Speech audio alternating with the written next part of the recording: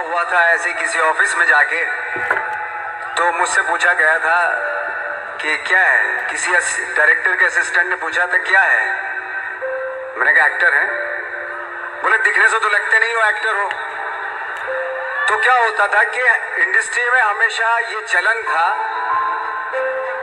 कि actor hero जो होता है वो 6 फुट का होता है और गोरा होता है और लंबा चौड़ा बल्ले छल्ले होते हैं। मतलब हम तो बस ऐसे ही चले गए थे, ऐसा ऐसा ऐसा समझता था वो।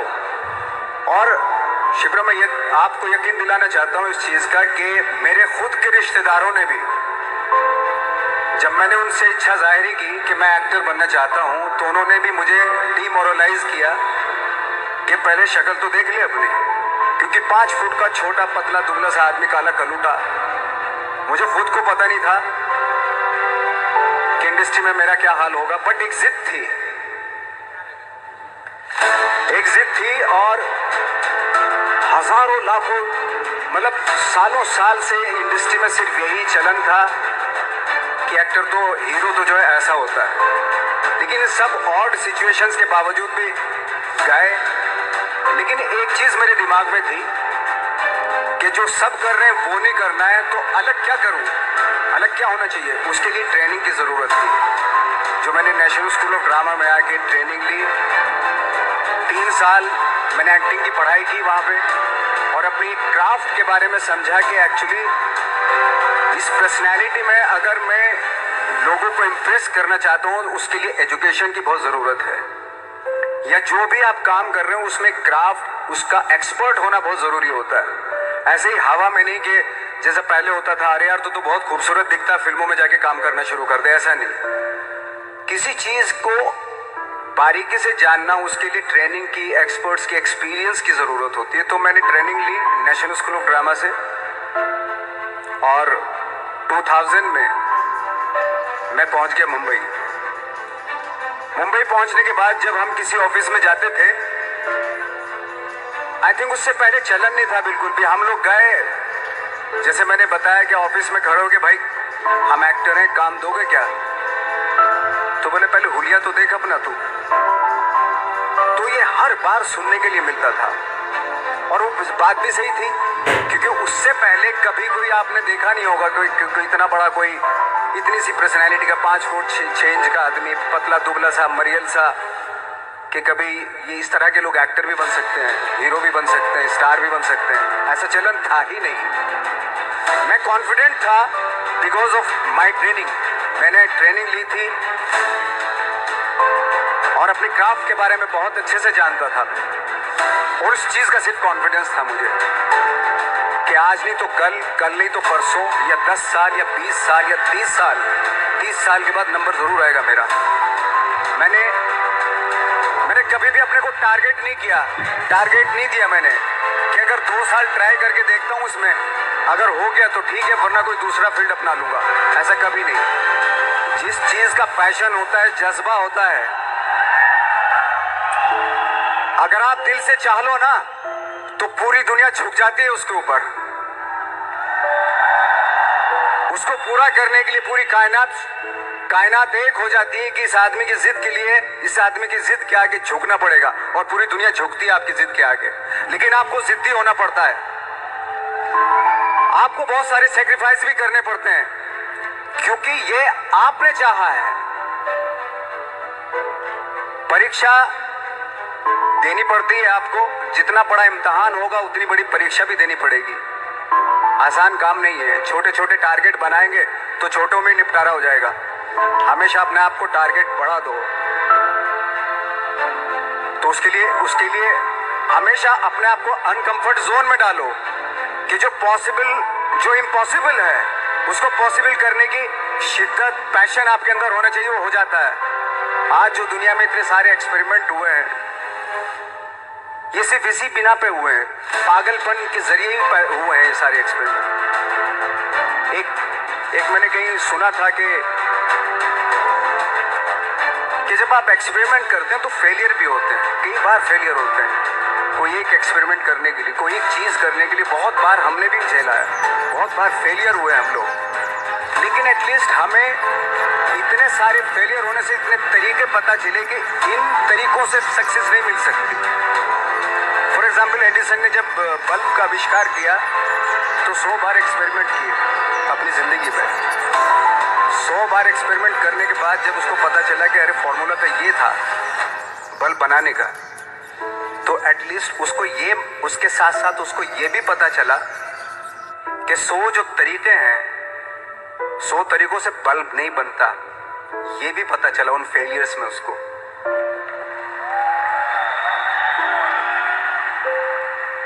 जब हम लोग मुंबई आए तो हमें मालूम था हमारे पास पर्सनैलिटी नहीं है, हमारे पास बैक नहीं है, या हमारे फादर दादा परदादा तो फिल्म इंडस्ट्री में है नहीं, हम ही है, तो हमें क्या करना चाहिए।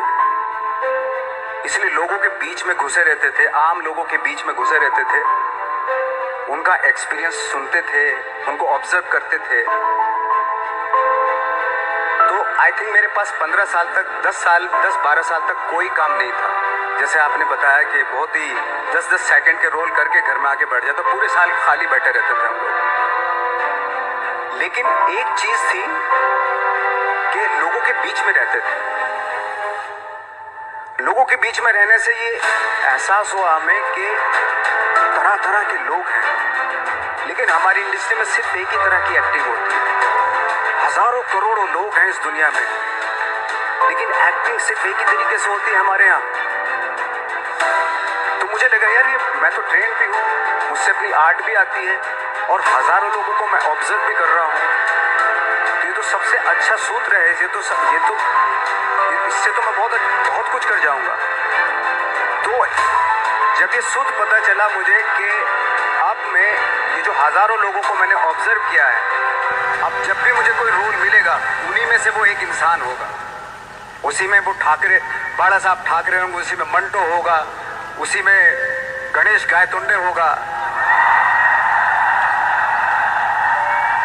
उसी में फैजल खान होगा, उसी में माजूमदार साहब होंगे। तो इस तरह के ये कब हुआ? जब हमने लोगों को ऑब्जर्व करना शुरू किया, लोगों के बीच में रहे। मैं 15 साल के बाद जो मेरी लाइफ थी जिसमें खाने तक को नहीं मिलता था, अब फॉर्चुनेट अपने आप को समझने लगा था कि थैंक गॉड कि मुझे ऐसे लोगों के बीच में मुझे रहने का मौका मिला। तो कभी भी आई थिंक मुझे लगता है कि कभी भी जब आप स्ट्रगल कर रहे होते हैं ना, वो एक मौका होता है आपके पास, वो एक चांस होता है आपके पास कि कैसे उसमें आप अपना ऑब्जर्वेशन, एक्सपीरियंस, जब आपको काम मिलेगा वो उसमें लगाएंगे आप। तो मेरी लाइफ बहुत ही, आज जब मैं सोचता हूँ कि यार ये तो बहुत ही अच्छा हुआ, तो जो 15-10-12 साल मैंने बिना काम के गुजारे, जो लोगों के बीच में रहा था मैं, आज वो काम आ रहा है मेरे। जहाँ जरा सा कोई कैरेक्टर मिलता है तो आदमी इसलिए कनेक्ट करता है उनसे कि उनको लगता है कि यार ये तो मेरे पड़ोस का ही, आसपास का ही ये बंदा है। मैंने देखे इस तरह के लोग। आई थिंक यही हमारी सबसे बड़ी जीत है एज एन एक्टर।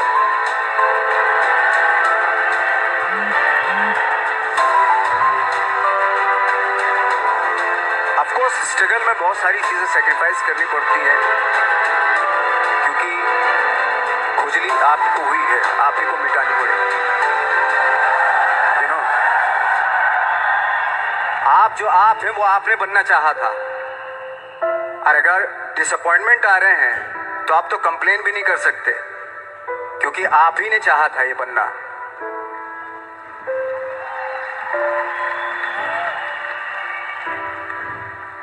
तो बस यही था कि 10-12 साल तक मैंने सोचा था, 10-12 साल जब स्ट्रगल हो गए तो मेरे बहुत ज़्यादा वो भी हुआ कि यार छोड़ के चले जाते हैं, कुछ काम मिल नहीं रहा है, क्या हो रहा है कुछ पता नहीं, आई डोंट नो मिल पाएगा या नहीं मिल पाएगा। फिर ये होता था कि नहीं, मेरी मदर जो है ना एक लेटर लिखती थी मुझे हमेशा। तब मोबाइल नहीं आए थे, पेजर आए थे, तो पेजर यहाँ पे लगा के चलते थे हम लोग। जब उनको मालूम हो जाता था कि भाई बंदा जो है ना थोड़ा सा फ्रस्ट्रेशन में है, डिप्रेशन में है, क्योंकि काम नहीं मिल रहा, तो मेरी माँ मुझे एक लेटर लिखती थी। उसमें लिखती थी कि लिखने के बाद एक लास्ट में लिखती थी कि 12 साल में कचरे के दिन भी बदलते थे, तू तो इंसान है, तू तेरा दिन भी बदलेगा।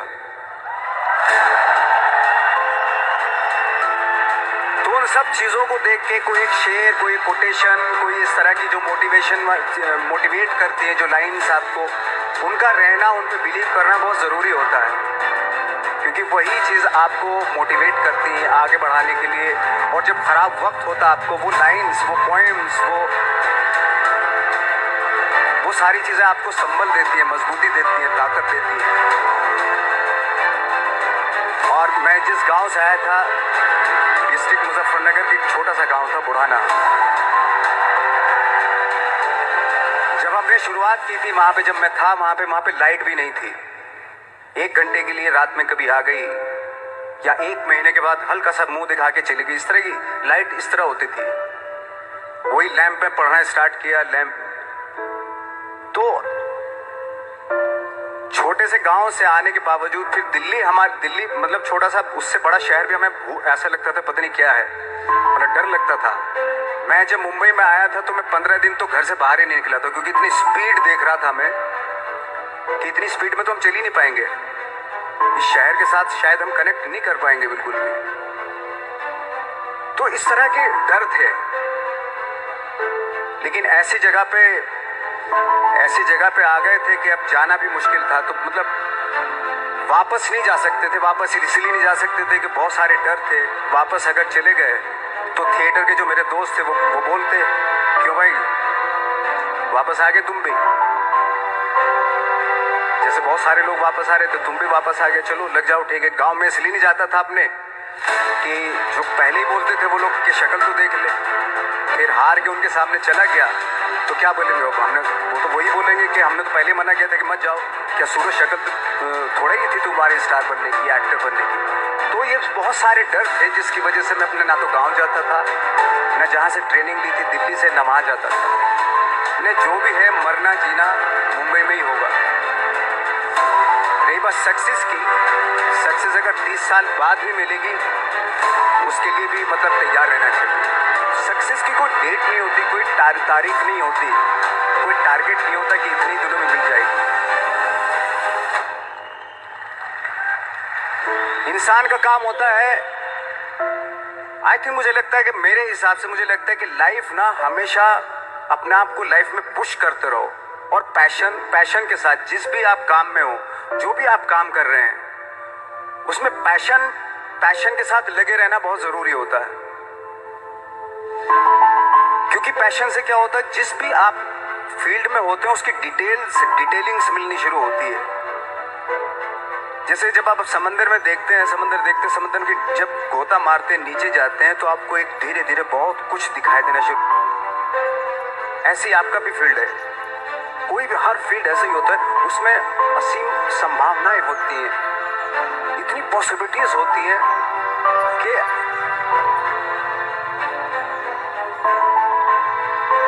आई थिंक दुनिया का हर काम में इतनी सिर्फ अगर एक दर्जी है पैंट सीता है, 1000 तरीके की पैंट सी सकता है वो, अगर वो चाहे तो। अगर उसने नहीं चाहा तो वो जो ट्रेंड चला रहा है वही सीता जाएगा। लेकिन अगर उसने चाह लिया कि मैं ऐसा कुछ करता हूँ तो 1000 तरीके की पैंट उसी में 1000 तरीके की सी देगा। ऐसे हर फील्ड में पॉसिबिलिटीज बहुत होती है और एक परफेक्शन होता है। फॉर एग्जाम्पल जैसे हम लोगों ने ट्रेनिंग इसलिए ली कि परफेक्शन आ जाए अपने काम में। जैसे एक मैंने एग्जाम्पल सुना था कि ये छोटी छोटी चीज़ें जो मैं बता रहा हूँ, ये क्योंकि मैंने बचपन में सुनी थी, उन पे उन्हीं को अपनी लाइफ बना के आगे बढ़ा तो आज यहाँ पे हूँ। इसलिए वो छोटी छोटी चीज़ें बहुत काम आती हैं, उनको सुनना बहुत ज़रूरी होता है इंसान के लिए। बताते हैं कि एक बहुत बड़े, पता नहीं ये सच है झूठ है मुझे नहीं इतना ज़्यादा नहीं मालूम, बट